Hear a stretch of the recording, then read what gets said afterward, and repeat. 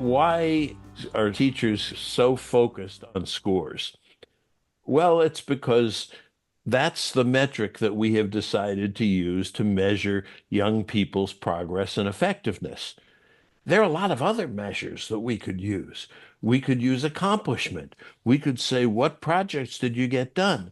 We could say, what books have you written? Write a book that excites you. We could do a lot of things to measure the progress, but we have adapted the academic paradigm of saying you listen to a lot of things in advance and then you take a test and you parrot them back.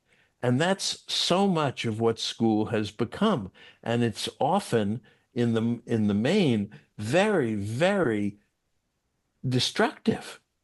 It's just nobody likes it. It's not helpful. The teachers are stressed, the kids are stressed, and there's no reason in the world to do that other than the traditions that we have.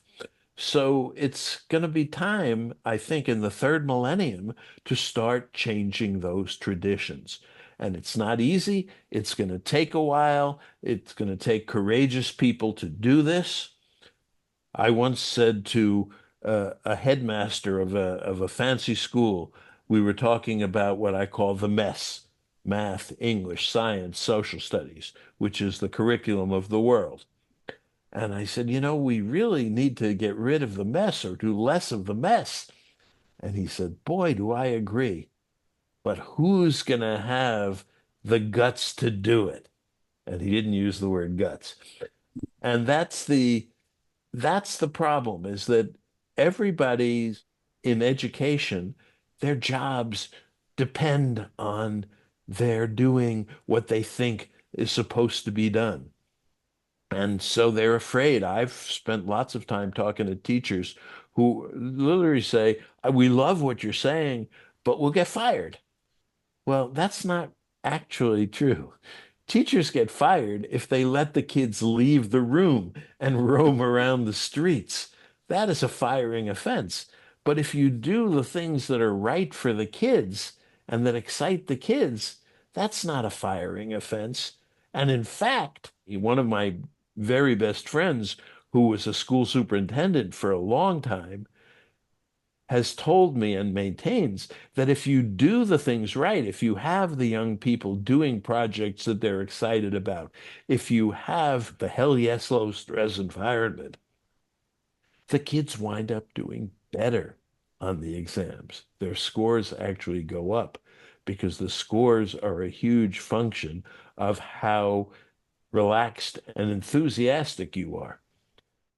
Well, here's the interesting thing is that when we started out a long time ago, most of what people did, young people did as preparation was apprenticeship, was either their father was a baker or they went to a religious kind of training and they learned by doing and they had to do the kinds of things and the goal was not to learn, the goal was to accomplish, to get the job done. And that's the way things worked. It was a goal of accomplishment.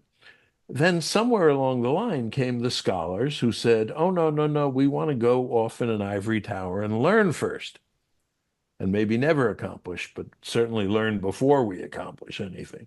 And so that happened, and that started academia. And somehow the academics managed to capture our K to 12 schools. So our K to 12 schools are not at all about accomplishment in the real world. They're all about learning in advance and then measuring that learning. And that is really the wrong goal for our schools, and it's the wrong goal for bringing kids up. There's nothing wrong with learning, but it needs to be in service of something. And when it is in service of something that you want to do, it suddenly becomes a joy. Then it becomes interesting. But when it's learning because you have to regurgitate the answers on a test, it is painful. Nobody likes it, and only some people do well. And it turns out that the people who do well at that are not necessarily the people who will succeed in life. because there's very little correlation between academic success and life success. If you want to find out who the kids are as individuals, you have to have a different goal. That is to figure out who they are, what they're good at, to help them figure it out, what they're good at, what they care about, and then give them things to do or help them find things to do that pursue their own interests. If you batch process kids to go through a certain curriculum, you're going to only get a very small group that gets enthusiastic about that. Some people will just hate it and drop out, and most of the people will be met in the middle.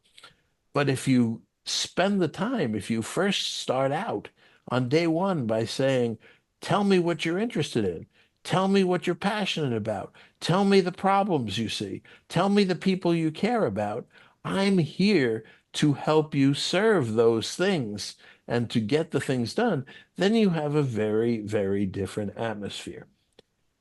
That's not the way schools are set up, but it's certainly the way they could be set up.